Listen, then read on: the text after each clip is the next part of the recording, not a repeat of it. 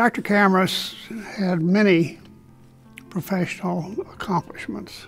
He became chairman of the Department of Ophthalmology in 2000. He stimulated research. He brought in people from around the world. We met as undergraduates in 1973, and we were friends for 2 years before we started dating.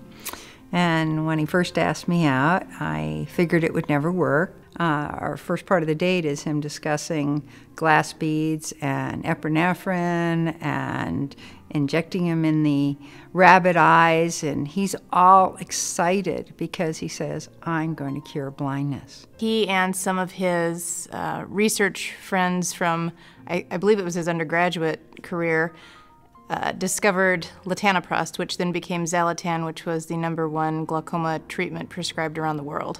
He had this wonderful aha moment when he was doing research, discovering that prostaglandins had potential for glaucoma treatment.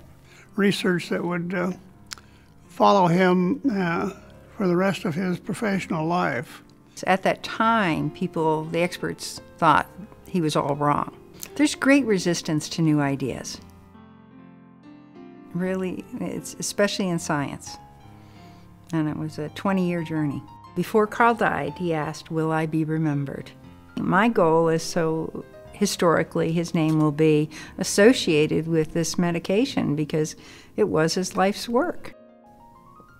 Unfortunately, I must add that Dr. Camras was taken from us at a very early age. He died at age 55. Routine x-rays showed that he had Hodgkin's disease. Learning all about his personal health issues and following his journey as he studied each subspecialty.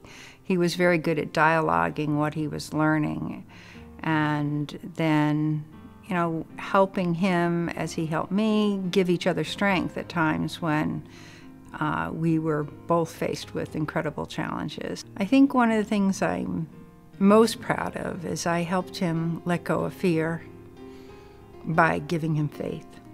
They're an amazing family, and Melanie's a phenomenal singer and an actress and a vocalist, and it kind of shows in his kids that everything he was passionate about, he gave passion to his children because they all seem to be very passionate about whatever they're doing too. He was also socially enjoyed entertaining residents, entertaining colleagues, entertaining people in his home. He even had Tom Osborne to his home, I believe it was one New Year's Eve. So he covered the waterfront. The moment you went into the room with the patient, he focused entirely on the patient. He was sincere, caring, interested.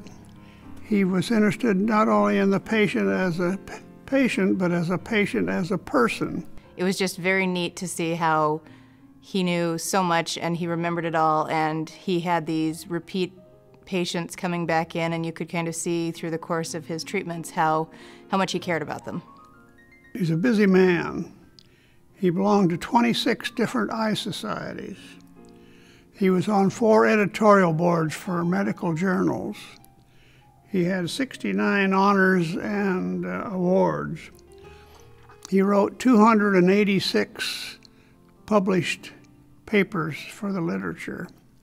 Stan, as I said, is responsible for much of the research that we do.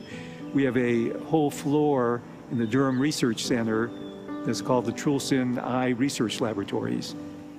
And the slogan in our department, because of all of his tremendous contributions to all of us and the influence that he's had, is that Stan is the man.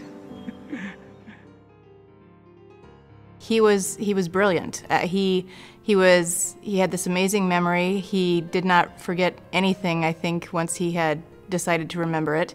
And he was so humble about everything. Carl was my best friend and the father to our 2 daughters. I always admired his great mind, his new ideas, his humility, his generous way of sharing knowledge and helping the people that needed him the most. He always had a way of going out of his way for people. One of his peers who said that Carl was one of the world's foremost ocular pharmacologists, and that's quite a compliment. He was incredibly optimistic and huge goals, and I like to think it was, his divine gift.